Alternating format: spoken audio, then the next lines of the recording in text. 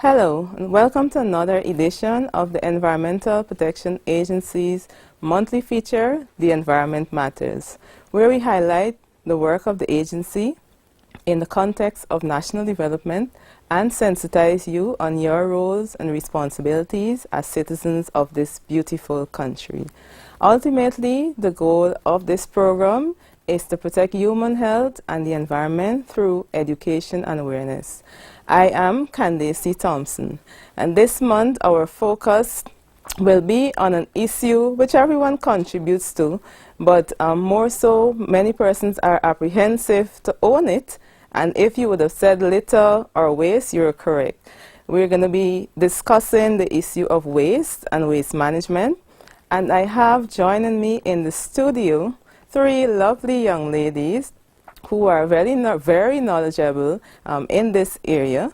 They are Miss Odessa Duncan, Senior Environmental Officer, Miss Sonia Gumbs Luke, Senior Environmental Officer, and Miss Jasmin Adams, Environmental Officer. And of course, they're all from the Environmental Protection Agency. Ladies, welcome to the program.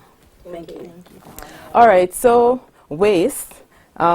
Just to provide some context for our discussion, how do we define waste in this regard? All right, Candacie. Good morning, everyone.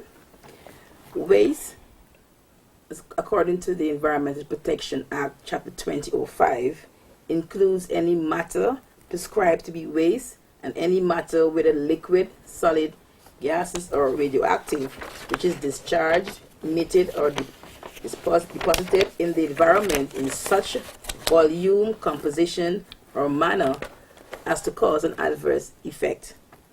All right, so our definition of waste, the environment, in terms of the role of the Environmental Protection Agency, is enshrined in the Environmental Protection Act. Correct. Right, and so you wanted to go on to mention the types of waste? Yes. As you may know, under the Act, we also have the Hazardous Waste Regulation and the Litter Enforcement Regulation. And both these regulations also describe or define various kinds of waste. So we will have domestic waste, we have industrial waste, we have hazardous waste. And as you can perceive from the name, suggests, domestic waste would be waste generated from a domestic purpose, maybe households, schools, etc. Industrial waste from a factory or an operation, which by we have that waste product generated. And of course, we will have the hazardous waste, which again, because of its chemical or its hazardous nature, can impact the environment very significantly. Excellent. You spoke about hazardous waste. So there's hazardous waste and there's non-hazardous waste. Correct. How do you define hazardous, or what are some of the characteristics, some of the things that that make waste hazardous, basically? It should be what it should be. Toxic, what are some of those? Very good question. So hazardous waste will have characteristics such as toxic, can be flammable. It may be explosive. So it's the characteristics that actually define the waste as hazardous, which can have significant impact to the environment and to human health as well because of its chemical characteristic. Yes. And you mentioned some sources, household, domestic waste, commercial, and so on. So can you find hazardous waste basically from all those sources, or is hazardous waste only probably from medical waste or so? How would every source produce hazardous waste to some extent? Yes. Hazardous waste is normally generated by a product. And you, as you may know, within the household, we may handle and we may use products that are hazardous. For example, a paint. We may be using some clinical product in our home, pharmaceutical product in our home. And so it is not only restricted to a hospital or an industrial process, but it can also be found within our home, within our school. It can be found within the environment from many places because it's the products that we use actually that is labeled hazardous. Hazardous. And so why is it that we need to pay, so much attention to, or keen attention to hazardous waste versus the regular type of waste? Probably in our homes, aerosols and so on. Yes. But why is it that, we need to pay special attention to these type of waste versus probably your regular garbage that you throw out, your peels and so on? Excellent. Again, it comes back to the characteristic and the danger that are associated with hazardous waste. For example, let us look at asbestos, for instance. The nature of asbestos is cancer-causing. It can get into our lungs once it's disturbed. Once the fiber is disturbed, it can get into our system, and it can cause cancer. It can seriously affect our health. So the nature of the product actually differentiate from a non-hazardous, and it can cause us to, it can be flammable, it can be toxic, all right? Just the main two, all right? Just the main two, and that is, that's where the danger lies really, as opposed to a non-hazardous waste. So to human health as well as the environment and other things that we depend on too, because for the non-hazardous waste, probably some of those might rot eventually and go back into the natural environment. But for the hazardous, some of them may persist and cause some serious problems for us and the animals and so on around in our environment. Correct. All right, Odessa. So when we talk about, we know that waste, when you look around, for me, littering is a repulsive habit. And we need to, arrest this waste management issue. When waste can, deface, when you look at the aesthetics and so on, waste can even bring down property value and all of that. And so in the context of how does it work in the context of inhibiting, sustainable development? We know that Guyana is moving towards a green economy, and there are certain things that we need to put in place, right? One of which has to do with proper management of our waste. So how would, waste and people not taking a stock of what they use and how they dispose of it, how could that be an inhibiting factor to sustainable development? Okay, in addressing that question of sustainability and how it can impact as a result of poor waste management practices, I would say. The fact that the first thing when you have waste not managed properly, you have problem with the aesthetics. And if we are a country who are Guyana, we want to push this green economy, this ecotourism destination that we were listed as #1 recently in the world. If we want to push those things to ensure that the development practices are sustainable, poor waste management practices will definitely impact it.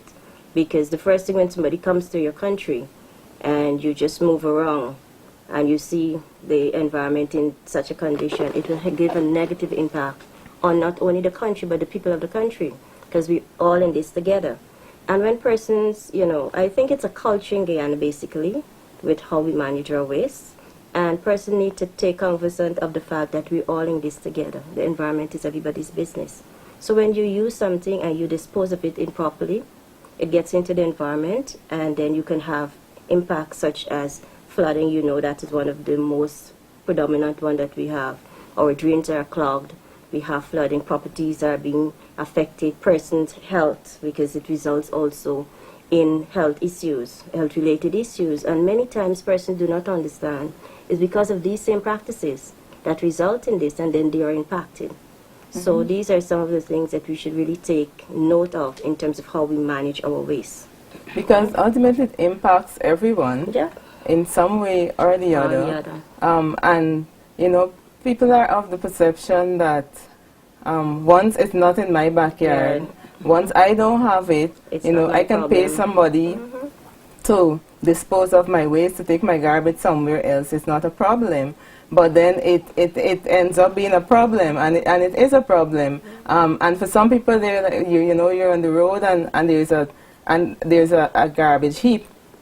And the funny thing is, waste attracts waste too. So if there's just a small volume of waste, Some persons might take that as an indication that It's a that's dump a dump site, so they could start throwing and it starts building up, right? So, Sonia, I do endorse what you're saying, that all of us, we all have a responsibility with regards to waste management and what we do. You know, and when we look around, even we see the types of waste that are there, those things don't just go there automatically. No. They're placed there by us, right? And so it brings me to my next question, and you mentioned a culture, and we really need a cultural shift in this, with a paradigm shift in the way we perceive not only waste and how we deal with waste, but you know, our environment generally. The role of education and awareness. For some strange reason, many people know that they're not supposed to litter. Yeah. Like, you go to the schools and so on, and they learn it. You know, the children, you shouldn't litter, take care of your environment and so on, but they're still doing it. They could just learn, you know, they shouldn't litter, and it's break, and they eat and they throw the stuff around. So it means that, you know, something is wrong, that the whole concept and so on, they're not internalized, they're not processing it, and it's not leading to transformation in lifestyle and action and so on. But so in terms of education and awareness, though, what role do you think that will play in addressing this issue of waste management and littering and so on? In terms of education, I think education has a key role to play in properly managing our waste, because as we said in the beginning, we all produce waste, we all contribute to the problem of waste management if it's not done properly. And once you have the right tools, how to dispose, how persons can, you know, deal with and manage their waste, I strongly believe that starting from from children, even from at home, when they're, you know, even get into the school system, because when you get into the school system, they should already learn at home, because your home is your first school, that you should properly dispose of your waste. But there's something I'm not really sure why it's not happening, because I know as part of the education system, even from the nursery, they are taught, children are taught that you should dispose of waste properly, you should dispose of waste, you know. But for some reason or the other, well, I haven't seen that transformation as yet. I don't know if it may happen in my lifetime, but I hope so. But children are a great channel for change. And I think if we can get a message over, probably we have to use all the formats and, you know, to get a message to them. They are very good in transforming, because when children come home and they tell you something that teachers say, there's nothing can erase that. Right? And I think we should really use that as a tool, as one tool, but we have to look at the legislation and enforcement also. But education foundation should be built there to ensure that we have this transformation happening. Just to pitching in this conversation, and in that regard, is education and awareness is important, and it's something we cannot do too much of. So we will have to continue to educate and bring awareness with regards to waste and the impact to the environment and human health, and hopefully that will bring about some change. But it cannot be done with education alone. That's the reason for the regulation and legislation that must be implemented and enforced to lend a hand to bring about that change that we're looking for. And that is the basis for the litter enforcement regulation under the Environmental Protection Act, because that regulation now allows us a tool to enforce against littering and the offenses that is prescribed therein that speaks to littering. And so I will not go forward, because I know that you have a question, Candacie, that's going to speak about our regulation and what are the offenses. But just to note that together with education and awareness, we also need enforcement. So some people simply learn from actually being, you know, actually through enforcement. Yes. Yeah, I agree that, you know, the education underpins everything, and it's the pillar for transformation. But you're correct. We must create the enabling environment as well, for, you know, positive actions with regards to the change that we want to see. And talking about education, and Odessa, you mentioned it, that, you know, you can't stop, you can't have too much of it, because things are changing, the society is not static, we're progressing, and there are different things that are happening, and we need to be abreast and, you know, up to speed. So we need to, education, you never stop learning. It doesn't matter how old you are, you never stop learning. And I recall a few years ago, we had a volunteer from JICA who was at the agency, and she was from Japan, of course, and Japan, now we know, have like one of the world's best, they're one of the world's best in terms of waste management and the facilities and so on. And one thing she mentioned that actually struck me was the education. She said the education of their citizens in terms of waste management and waste separation started 20 years prior to they implementing recycling within the country. And I know a lot of people ask about recycling and, you know, why Guyana doesn't have recycling facilities and all of that. But that's an important point to note. In order for, even we're going to be talking about this briefly, but in order for landfill sites and so on to be effective, there must be separation of waste. And, you know, persons must be, it must be a part of you, right? So you get used to it. So when these systems do come, you know, on stream, it will be easy for you to transition into that. But if we're accustomed, you know, to doing things, putting everything together, will make it even difficult to the persons managing and, you know, collecting our waste and so on. So yes, education, as well as you mentioned, for some people, they have to learn the hard way. So the big stick will apply where the legislation comes in. All right, so in terms of the complaints that the EPA would have received, we know EPA received a number of complaints on different issues. And we're happy that, you know, persons are aware of the agency and its work and so on. I know some of them probably won't apply to us, you know, but we guide persons accordingly. But in terms of waste management and waste-related complaints, what are some of the areas, or we would say problematic areas or sectors we receive a number of complaints? Given statistical evidence based on the complaints that we would have received so far for the year of 2019, we're in the third month, most of the complaints, and when I say most, I'm somewhere around 52% of the complaints received by the EPA for the year 2019 were in regard to the poultry operations, livestock operations, just a lot of agriculture-related operations. Overall, we received a lot of complaints with regards to mainly the improper management of their waste, resulting in things like odors and fly infestations, disease spreading, lung infections and stuff like that.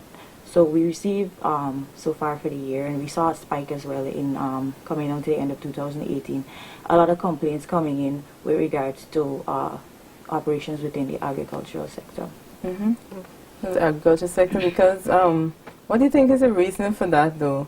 I know most of the persons, people start off small, and, you know, the business, I guess the business grew, and I don't know if the investment is not there. What are some of your, in your experience, what do you think are some of the reasons for, you know, the agriculture sector being, especially poultry rearing and so on, being some problematic areas in regard to odor nuisance and I guess waste and all of that?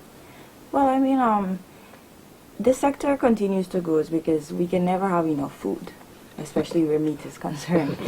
So with regards to personal experience, I feel like the topic of education comes into play again, because a lot of these the operation owners, like you said, they would have started small. So they would have started with a small farm with probably 100 chickens, and as the business develops, they would build a larger pen.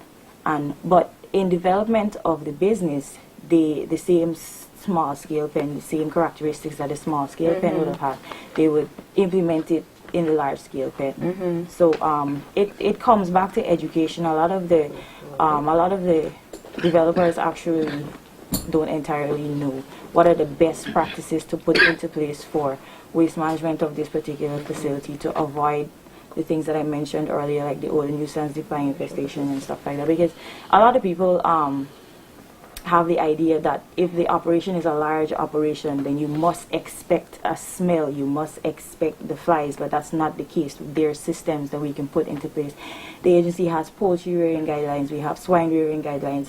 There are systems that can be put into place to deflect any of these negative impacts that we would have to face with regards to just overall poor waste management in these operations.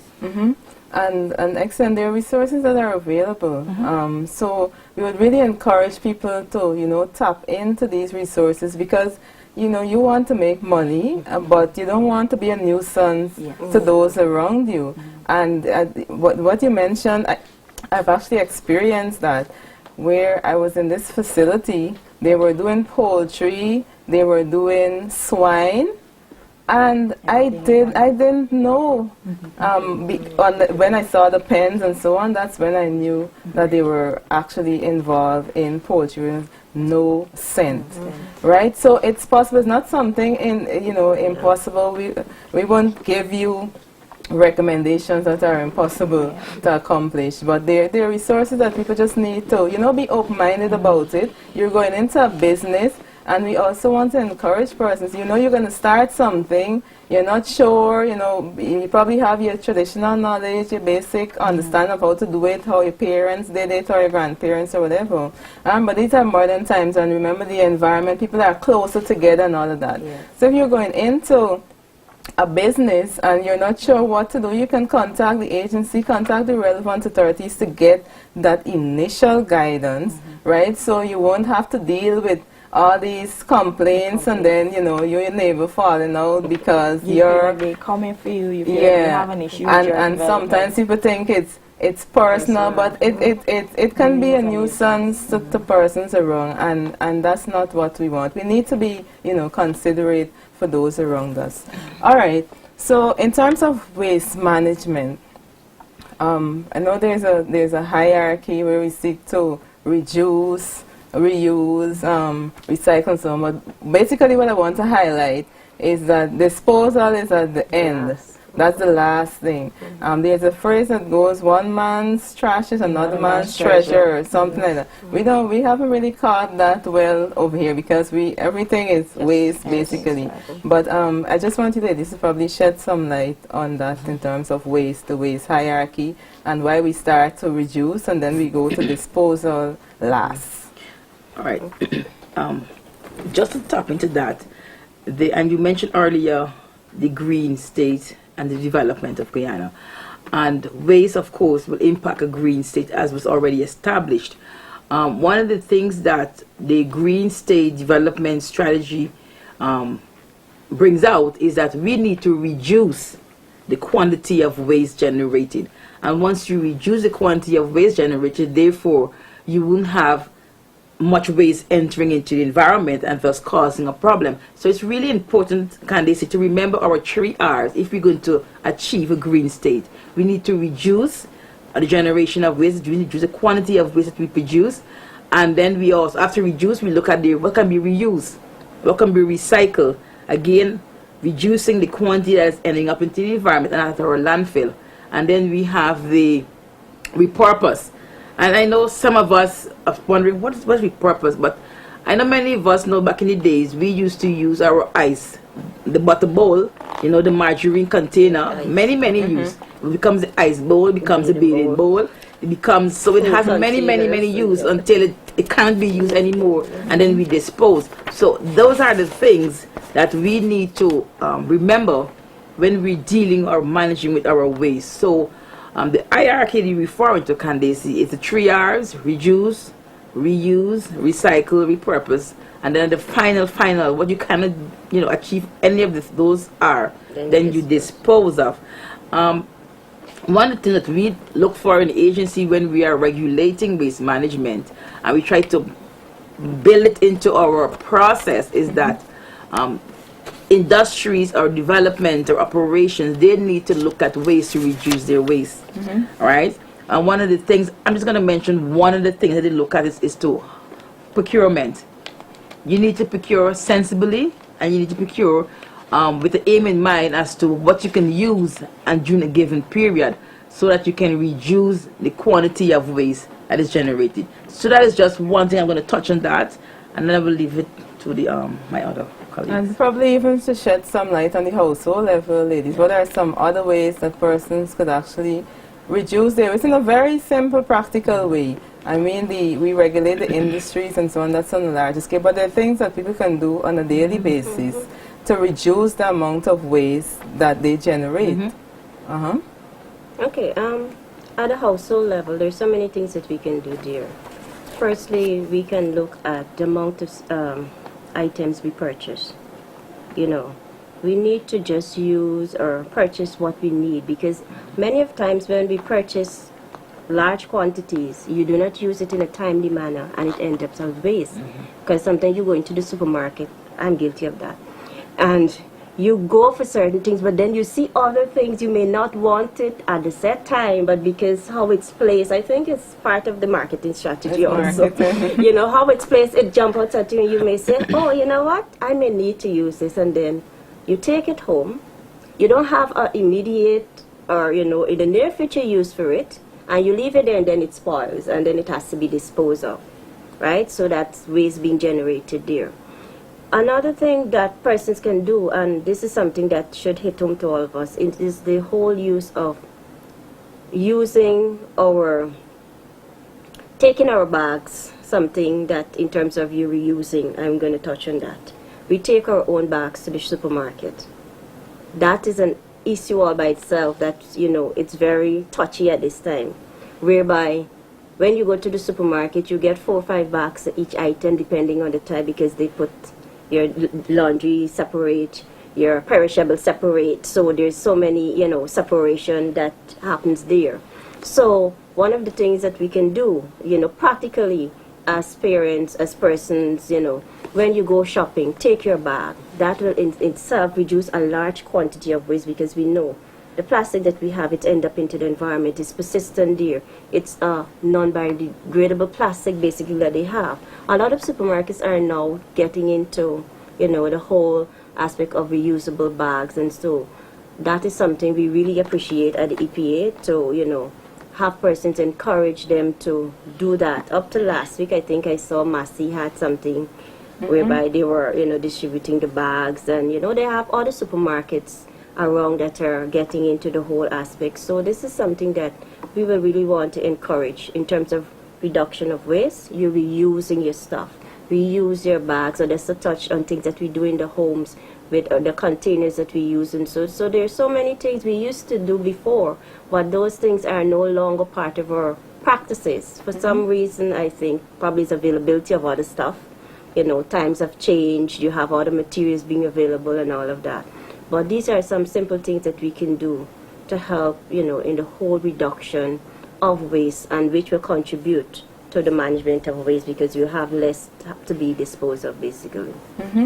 And I'm glad you mentioned the part of the bags and taking your bags. I know the supermarkets, some of the leading supermarkets and so on have been working very hard in terms of providing reusable bags for their customers, and boxes which are biodegradable and so on for them to utilize. But customers, we want to urge you. You have a responsibility as well, because what we found during our survey with the supermarkets is that many people collect the bags, but they are not bringing it back when they're going to shop. So whether it's the supermarket or the market, some people have it, and they have it in their cars, and they come out, and they leave the bags in the car, right? So even if you're at the supermarket door, and it's in your car, I'm sure the walk will do you well. Turn back and get your reusable bag, because, you know, it defeats the purpose of you getting it, and the objective even of these supermarkets that are trying to reduce the amount of waste, especially plastics and all. It doesn't look good, especially, you know, when you're in a certain position, you're walking out with all these plastic bags. You should feel really guilty about it. And I know we're going to be addressing that on another program with regards to the single-use, the impending ban on single-use plastic. You know, all these legislation, these regulations, in an effort to try to arrest this issue of waste management. So people, please take your bags, right? Keep it in your car. Keep it as many as you collect. Some people collect every time they distribute, but they don't take back one, right? So we need you to do it because it would not be effective if you don't take your bags back. And Sonia mentioned there's some little things that you can actually do at home as well. Even with the things outside of food, the things that we purchase and the things that we use, you know. Choose reusable, rechargeable over disposable, and so they're not rechargeable batteries and all of that. And so they mentioned some of us who like shoes and so on would, you know, buy these things, and you buy, and some of them 2 years and you haven't touched that shoe, and then you go to wear it and what happens? It rots, so you have to dispose of it. And remember, you're not the only person, there are several persons like you, so we need to be conscious of the things we do. I try to make a list and I stick to my list, and one thing I try to do is not to take my children a lot shopping with me, because they tend to want to have you, you know, deviate from your list. So make a list, avoid the impulse buying, the impulse shopping, you know, shop, and it will help you as well, you know, in budgeting and in your spending and so on, right? So there are several things that you can do even at a household level, but the point is we want everyone to, you know, to think consciously. We're all a part of this system, and we have a role to play. It's not only the persons picking up the waste and so on. We have a role to play in beautifying our country, you know, in making our environment safe, in making our environment healthy, and we need to start that change, and that change begins with us. All right, ladies, so we're going to take a break now, and we'll continue our discussion on the other side of the break. Please stay tuned.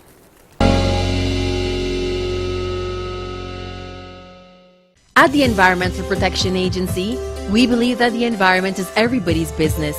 We can start caring for our planet by becoming more environmentally friendly in our everyday actions. Here's what you can do. Dispose of waste in a garbage bin. Clean our drains, yards, and carpets regularly. Take a reusable shopping bag to the market. Support local butchers and farmers to reduce packaged waste. Plant a kitchen garden, trees, and flowers. Compost your organic waste. Conserve water and electricity. Carry a reusable water bottle. These little acts are good for your health and that of the environment. Remember, healthy people work better and achieve more, and together, small actions make a big difference. For further information on how you can help, please contact the Environmental Protection Agency, EPA, Ganges Street, Sophia, or telephone us at 225-5467. You can also visit our website, epaguyana.org, or our Facebook and Instagram pages.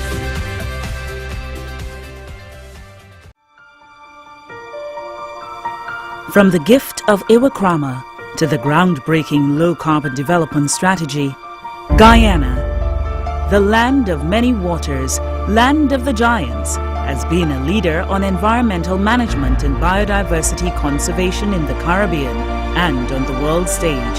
Guyana is now embarking on a bold new path that places environment at the center of its development. Our country's Green State Development Strategy is our country's long-term development plan that seeks to reorient and diversify Guyana's economy, reducing reliance on traditional sectors and opening up new sustainable income and investment opportunities. The GSDS will provide the foundation for an inclusive green economy, which will result in improved human well-being and social equity while reducing environmental risks. In 2016, a bold move was made to ban styrofoam food containers through legislation and enforcement. We joined the rest of the world in beating plastic pollution for World Environment Day and beyond.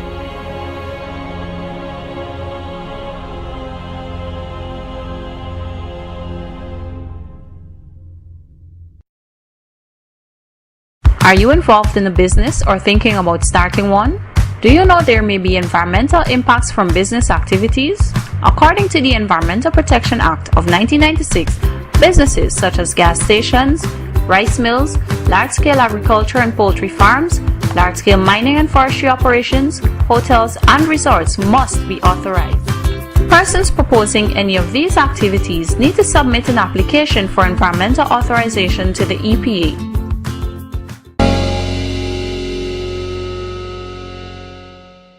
Welcome back to the program. So we're continuing our discussion on waste, waste management more so. And before we went to the break, we started to look at the R's of waste management. And we mentioned that the first one is to reduce. And in reducing, I would say refuse. I usually like to use that first because you have to refuse, refuse to take the extra bags and so on. And in doing that, you would reduce. So reduce, reuse, recycle. Odessa, you talk about repurpose and recovery. And then there's a last. It's not an R, but it's a part of the hierarchy, which is the disposal, which is the final stage. So we want to encourage you to do all the others, and the last thing you should think about is the disposal of your waste. So I just want to mention recycling, though, before we even get to recovery and the recovery aspect and the repurposing. Recycling, there's at a household level, a lot of our organic waste, or those that can be decomposed naturally, goes into the dump site and our garbage bin and so on. And that is actually one of the reasons why it's so smelly. And people pass and they wind up their windows, and you don't want to pass next to the garbage truck, but we're contributing to that stench. So we want to encourage persons as well to practice composting. Composting is a very, simple, practical way of recycling, or you say natural form of recycling your organic waste, and you get a nice earthy organic soil that you can use for your gardens and your flower. And I hope people have flower plants and so on, because all of that, the aesthetics works well for you, even with your mood and all of that. You go outside and you can breathe some fresh air, you can look at a nice flower garden and so on. It does a lot for you. So these are things that we really need, to embrace some more. But Odessa, I want you to speak some more about the waste recovery aspect. All right, Candacie.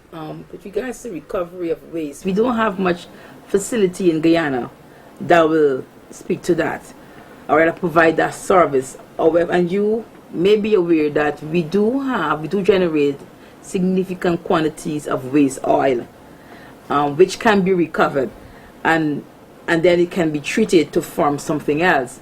With regards to recovery facility in Guyana, we have there are very few.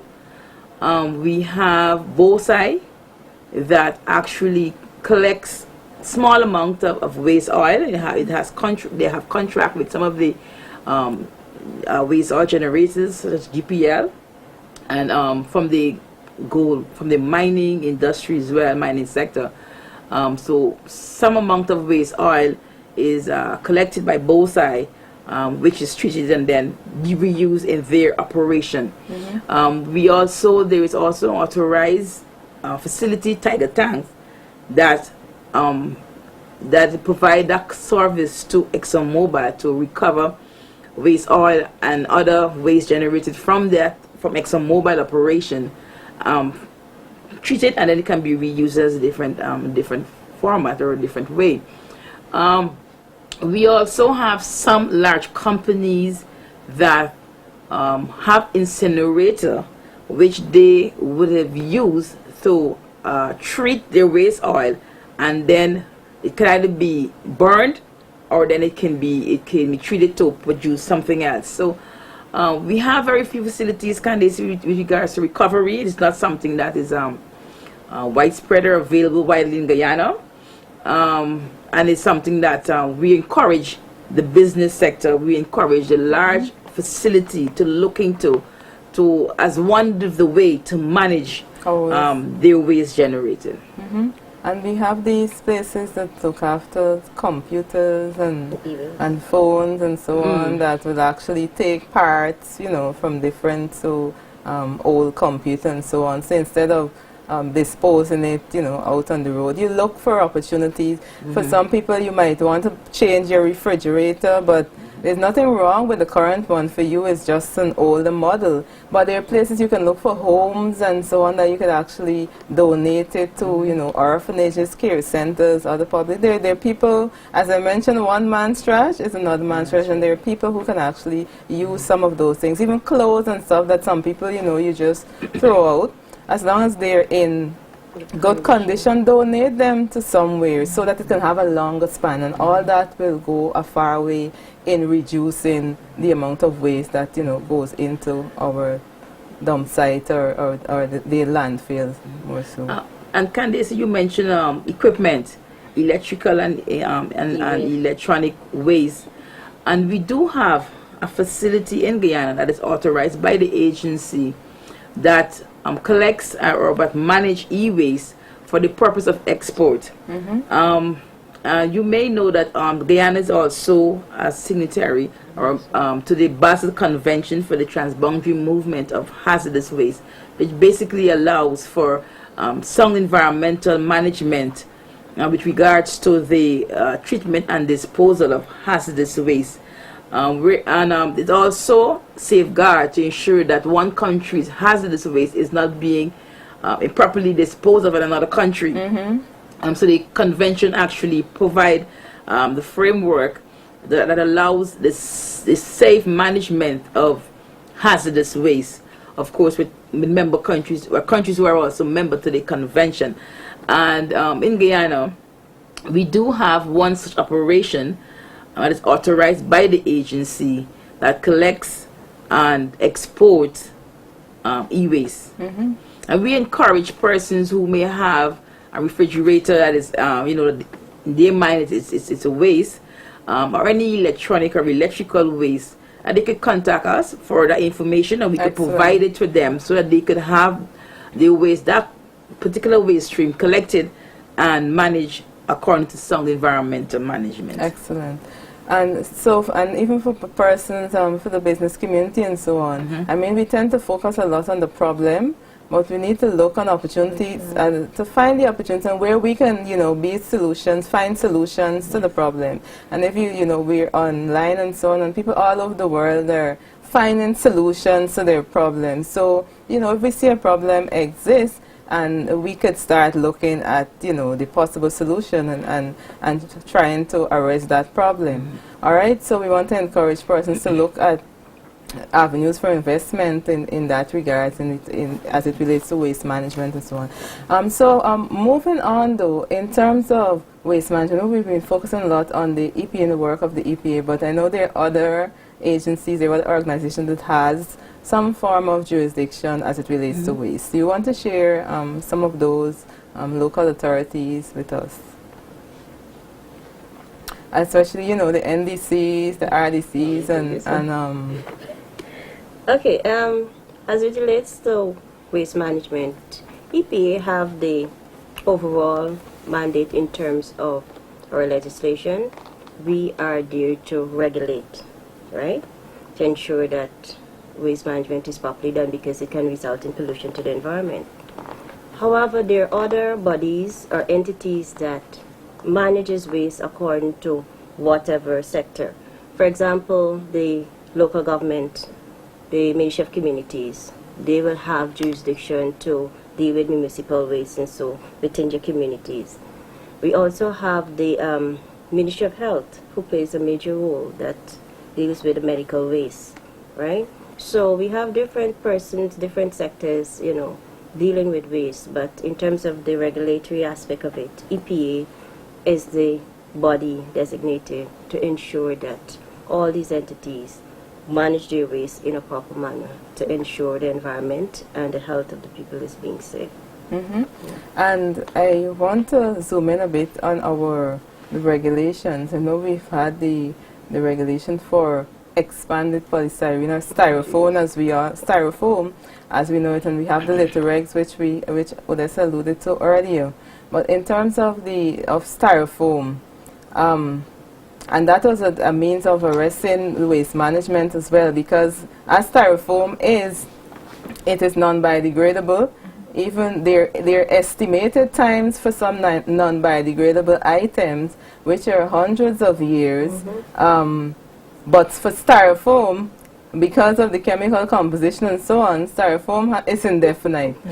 We don't know when or if styrofoam can. So that the regs were developed, but then we're still having some issues with persons probably smuggling styrofoam, into the country. So Sonia, I allow you to, speak to that issue in terms of the dangers of styrofoam, and why is it important to adhere to the regulations?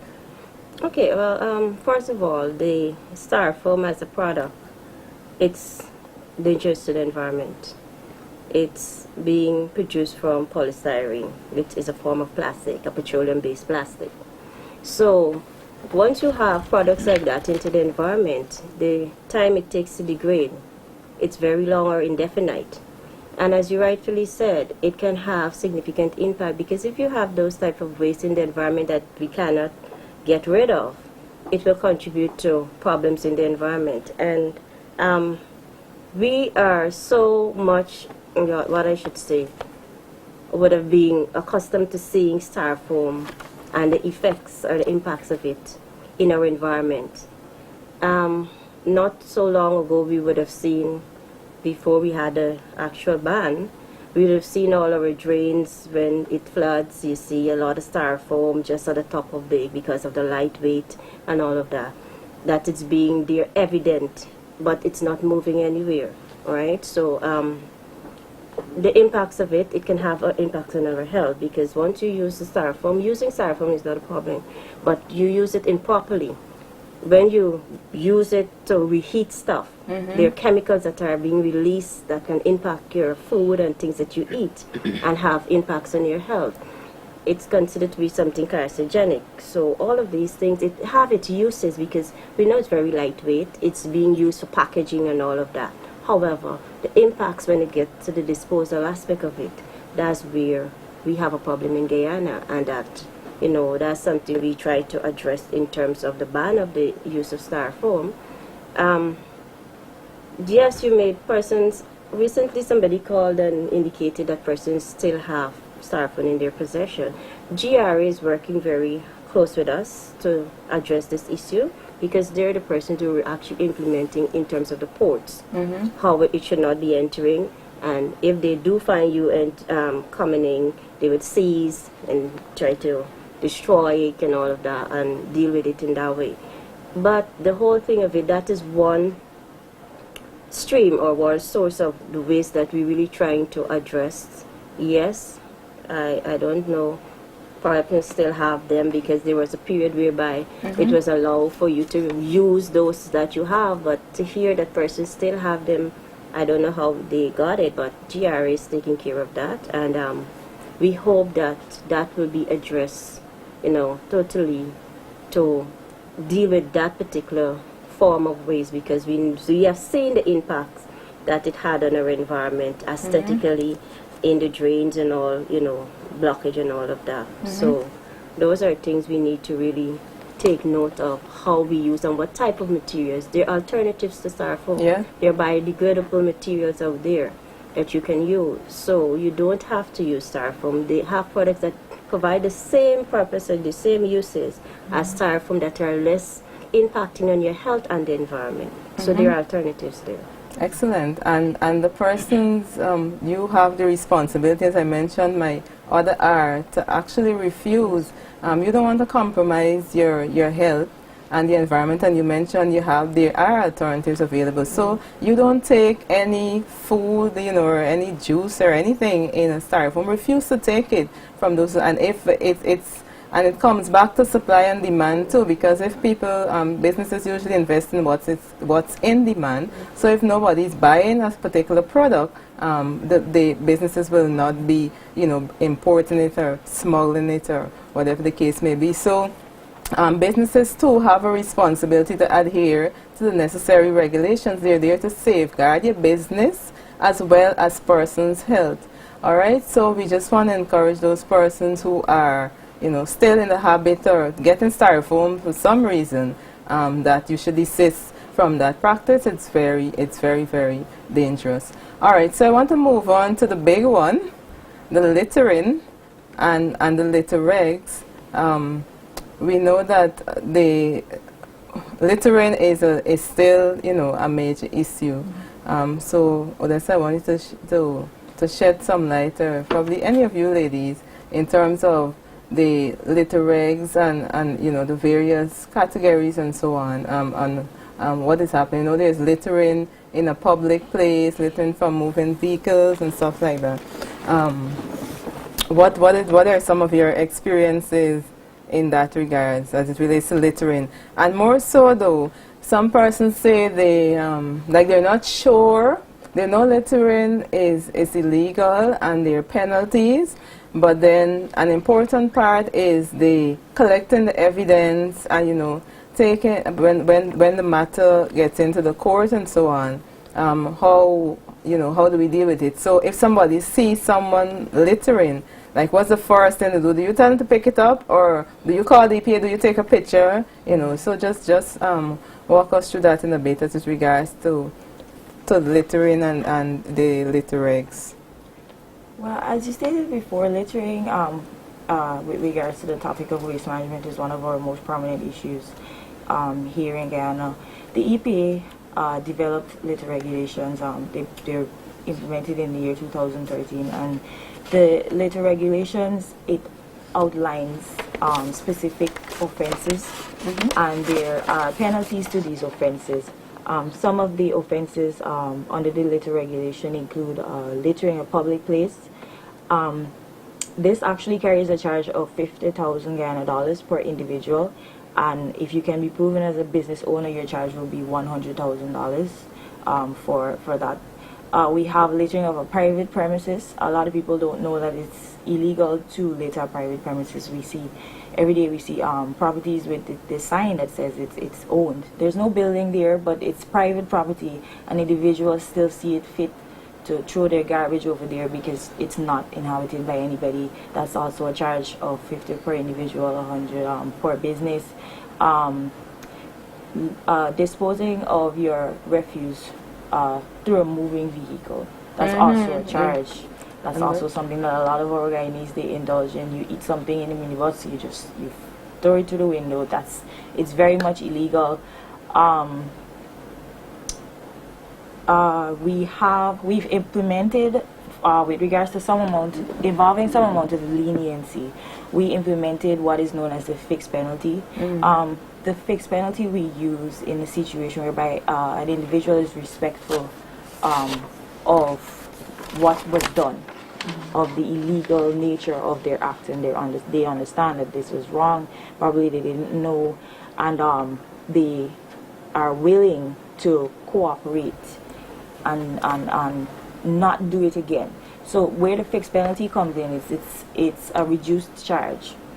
So you're still being charged because the act is legal, but the charge is reduced significantly if the fixed penalty is implemented. But those are some of the charges that are involved under the litter enforcement regulations that individuals can end up facing if they're caught in any of these illegal acts. With regards to providing any amount of evidence, whether it ends up all the way in court or it's a situation whereby you just want to make a complaint, evidence is key. We look at every situation with the possibility of it ending up in court, so we need sufficient evidence from the initiation of the process. So as you mentioned, an individual would probably be traversing the roadways and they see an individual littering. Given the ruckus nature of our Guyanese, I would not encourage people to, hey, you pick that up, don't do that. But probably, definitely take photographic evidence and provide the agency with that. You can make a formal complaint with the agency. I want to remind the public, I want to urge the public, information provided by complainants to the agency, it's completely confidential. None of your information is given to anybody, so that way you avoid any problems with anybody. This person can't say, you know, you complain on me, you put me in this situation. We treat all the information with confidentiality, so you can feel comfortable reporting any acts of improper waste management to the agency. You provide us with pictures, you provide us with any information that you would have with regards to the individual's name, maybe their address, maybe even their license plate number. Anything that the agency will be able to use to locate this individual and do a proper investigation of the complaint. But if the court if the court requires a witness, then the person will they have to I mean, not in all cases. I guess it depends on the nature of the offense and so on. But there's a possibility. Yeah. There's a possibility that a witness, right, will be called to provide evidence to the court should the case develop in that direction. But it's also important to know that the agency will not, just put you up there. We have to get your permission first before you be identified as a witness and called in a court matter. So it is a possibility. And we urge persons that, sometimes an offense is occurring and it's really bothering you and you want to see something happen or some kind of result. And persons are very passionate and they want to actively participate in the process. In that case, you can help the agency significantly by bringing forward those evidence and by indicating that you would like to be a witness should the matter go to the court to provide that kind of evidence. So it is definitely something that can result at the court, in a court matter. So you should also bear that in mind. But the first, as Jasmin mentioned, I think the approach is also important. How you go to people, you can ask them, nicely, and people comply. At least they comply with me, to pick up their stuff. But you won't dare ask me, to throw some or stretch across somebody in a minibus. So remind them. And I really do applaud those people. Sometimes you travel in public transportation and somebody go, and there's somebody else that say, no, you're not. So you really want to applaud those people who are, making an effort to deal with the issue and at least let the change begin with them. And we want to encourage, more persons to, to see your role in this regard. It's not about person having to pick up your garbage and all that. And some people even go to the extent to say, well, if they don't let it, some people won't get work. Yeah. Right? I mean, that is very, very, inconsiderate. And you have a responsibility to take care of it. Imagine if there was nobody cleaning it too. And we just have all the ways being disposed of, and we have to walk through garbage or even our parks and so on that we go to relax. Imagine if after you leave and you leave your stuff, if everybody come there, everybody goes there for a month or two and leave stuff, what will happen there? It will no longer be, that environment where you can go and you can relax and you can enjoy and take it. So think about it. You have a responsibility. We all have a responsibility in this regard. And I know we're about to wrap up. Now, I know this is a very interesting area. We probably need to continue another time, but just your final thoughts as we wrap up. And what are some of if you could probably highlight briefly, what are some of the plans or the projects and so on that are on stream with regards to waste management? Just one other thing, Candacie, one of the offense that we need the public to understand is that it's also illegal for a minibus, any public transportation, to not provide a receptacle for their passengers to place their waste. So the minibus drivers and conductors or the minibus operators also have a responsibility to ensure that there is a receptacle within your bus so that your passengers can dispose of their waste. And your failure to do so can actually result in a charge as well of $15,000 to the bus operator. So just wanted to put that in there because I know we have many bus operators and I'm sure that many of them don't have a receptacle within their vehicle and it's their responsibility to do so. With regards to the agents, with regards to the plans for waste management, one of the things that one of our focus this year and moving forward is the management of hazardous waste and hazardous material. We've realized that there is much that needs to be done in this regard and that the agency cannot do this alone. So the agency has embarked on a collaborative effort or collaborative approach whereby we're working with agencies such as the Pesticide and Toxic Chemical Board to ensure that chemicals and toxic substances are managed in a responsible manner. And then we have, in terms of the mercury as well, we're collaborating with Ministry of Natural Resources and the Guyana Guyana Geology and Mines Commission to ensure that mercury is also managed properly, and thus coming up, I think I need to say this, as of August 1st, persons who are importing, traders, the importers, the distributors of mercury will not be licensed by the PTCCB unless they are authorized by the agency. So we are encouraging those persons to come into the agency now and become authorized in order to conduct your business with regards to mercury. We're also looking to collaborate with the public health, and I'm not going to go forward on that. I will let Sonia tell you more in that regard. Okay. Some of the things that she's doing. All right, briefly, ladies, as you wrap up. Okay, as Odessa highlighted, in wrapping up, one of the collaborative efforts that we are embarking on is with the Ministry of Public Health to address improper waste management of medical waste. We are proposing to have a workshop with them to have these facility managers be aware of what are the practices, environmentally sound practices that should be employed in terms of managing their waste. And that will lead to them having to have environmental authorization by their health facilities, hospitals, and so from the agency before their licenses can be renewed. So it's a work in progress. We have started this discussion.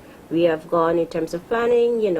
We have to do some final touches for us to ensure that it happens during the course of this year. Excellent. Final, Jasmin, just a few seconds.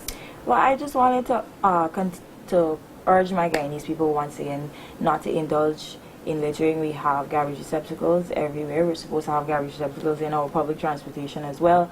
And even in cases where you don't have garbage receptacles, you could put your waste into your bag until you have access to a garbage receptacle. I want to remind Guyanese people of the R's: reduce, reuse, and recycle or recover, and then the final disposal. And just overall to keep in mind that the environment is everybody's business. All right, thank you. And thank you, ladies, for a very interesting discussion. And I want to thank you, the viewing public, for allowing us into your homes or offices or wherever you've been viewing the program from. Please refer to the bottom of your screen for the broadcast times. And we want to encourage you as well to contact the agency through our Facebook page. We have our website. We have Instagram, YouTube, EPA Guyana. You can give us a call and, let us know how we can be of better service to you.